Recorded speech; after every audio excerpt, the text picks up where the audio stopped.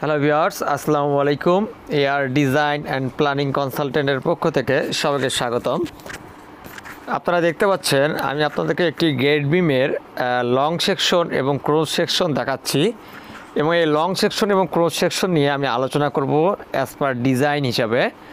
যারা যারা নতুন এবং যারা যারা কাজ করতেছেন মিস্ত্রি সাহেব তাদের বোঝানোর জন্য গেট বিম দেখতে পাচ্ছেন। এখানে গেট বিমের সাইজ আমাদের রয়েছে, লং সেকশনে লেখা রয়েছে 10-15 ইঞ্চি গেট বিমের সাইজ রয়েছে।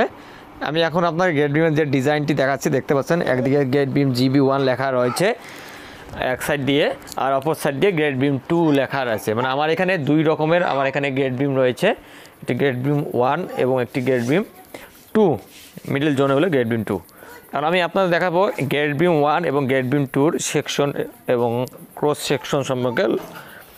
এখানে আমি গেট বিম 1-এর এখন দেখাচ্ছি যে এখানে কিভাবে রডটা ডিস্ট্রিবিউশন হবে। দেখতে পাচ্ছেন গেট বিম 1 এখানে যে সেকশন লং সেকশন রয়েছে, লং সেকশনে আমাদের গেট বিমের টপে 2টা 16 মিলি রড, বটমে 3টে 16 মিলি রড এবং 2টি এক্সট্রা রড রয়েছে। দেখেন লং সেকশনে দেখা যাচ্ছে এটি লং সেকশন কলম টু কলম। এখানে দেখেন যে ক্রস সেকশন যেটি রয়েছে এ এবং বিবি দুইটাভাবে আমরা ক্রস সেকশন এখানে কেটে দিয়েছি। এ সেকশনে দেখতে পাচ্ছেন নিচে 3টি 16 মিলি, উপরে 2টি 16 মিলি এবং 2টি এক্সট্রা টপ রয়েছে। এ সেকশনটি এখানে 2টি সেকশনে কাটা থাকবে এবং মিডিল জোনে একটি সেকশন আমাদের কাটা রয়েছে, এটি হলো বি। এই বি সেকশনে দেখেন, বি সেকশনের মধ্যে কিন্তু আমাদের এক্সট্রা টপ দেখানো যাচ্ছে না, তার মানে মাঝখানে আমার কোনো ধরনের এক্সট্রা টপ নেই। আর 10 মিলি রড দেখতে পাচ্ছেন রিং যে স্টিরাপ 4 ইঞ্চি 7 ইঞ্চি 4 ইঞ্চি সেন্টার টু সেন্টার, মানে সাপোর্ট জোন মিডিল জোনে, সাপোর্ট জোনে 4 ইঞ্চি এবং মিডিল জোনে 7 ইঞ্চি পরপর বসবে। আর বটমে দেখেন আমাদের 3টা 16 মিলি রড স্ট্রেট রয়েছে। আর বিবি সেকশনে দেখেন, বিবি সেকশনের মধ্যে জাস্ট 3টি 16 মিলি রড বটমে স্ট্রেট দেখানো যাচ্ছে এবং টপে 2টি 16 মিলি রড স্ট্রেটলি দেখানো যাচ্ছে। আর অবশ্যই মনে রাখবেন যে গেট বিমের যে সাইজে আপনি গেট বিম করবেন, যে কলমের ভিতর দিয়ে যেন সব রড চলে যায় সেটি কল্পনা করবেন, অবশ্যই এই দিকে আপনারা লক্ষ্য রাখবেন।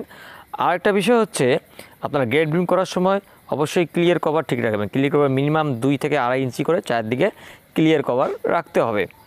এই জিনিসটি খুবই সিনসিয়ারভাবে দেখবেন। আর অবশ্যই গেট বিমের তলায় শাটার ব্যবহার করবেন, শাটার ব্যবহার করা সবচেয়ে উত্তম। আর অলওয়েজ প্রত্যেকটি গেট বিম একই লেভেলে রাখবেন, কোথাও আপ ডাউন করবেন না, তাহলে আপনার লোড ডিস্ট্রিবিউশনের সমস্যা হয়ে যাবে।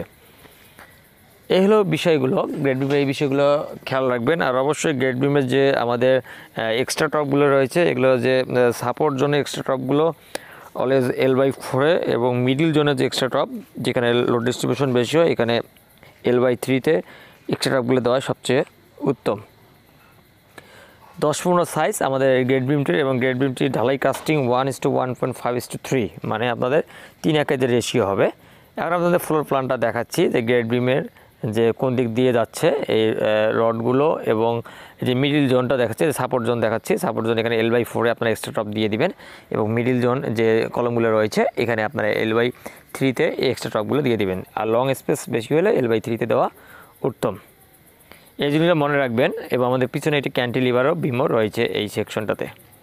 তো এই জিনিসগুলো আপনারা খেয়াল রাখলে অবশ্যই আপনার গেট বিম সুন্দর হবে এবং সব দিক দিয়ে পারফেক্ট হবে এবং কাজ করতেও সুবিধা হবে। আর অবশ্যই গেট বিম করার আগেই কলমের আপনারা 2টা করে রিং পরাই নেবেন, কারণ কি ভিতরে স্পেসিং অনেক ফাঁকা থাকে, তাই আগে আপনারা রিংগুলো পরাই নেবেন। সবাই ভালো থাকবেন এবং আমাদের এই চ্যানেলটি শেয়ার এবং লাইক করে পাশে থাকবেন। ধন্যবাদ।